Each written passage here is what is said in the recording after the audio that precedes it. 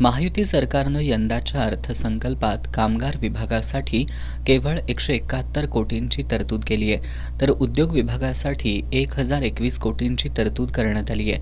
यावरून सरकारची कामगारांप्रती असलेली उदासीन वृत्ती स्पष्ट होत असल्याचा आरोप कामगार संघटना संयुक्त कृती समितीनं केला आहे. संघटित आणि असंघटित क्षेत्रातील कामगार, कंत्राटी कामगार, अंगणवाडी सेविका, आशा वर्कर, शालेय पोषण आहार कर्मचारी यांना दिलासा देणारी कोणतीही तरतूद अर्थसंकल्पात करण्यात आलेली नाही.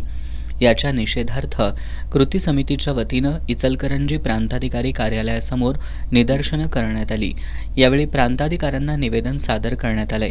यामध्ये ऊसतोड कामगार, बांधकाम कामगार, यंत्रमाग कामगार, घर कामगार, बीडी कामगार आदींना पेन्शन, आरोग्य सुविधा आणि सामाजिक सुरक्षा मिळावी. केंद्र सरकारनं 29 कामगार कायदे रद्द करून 4 श्रमसंहितांची अंमलबजावणी करण्याचा निर्णय घेतलाय.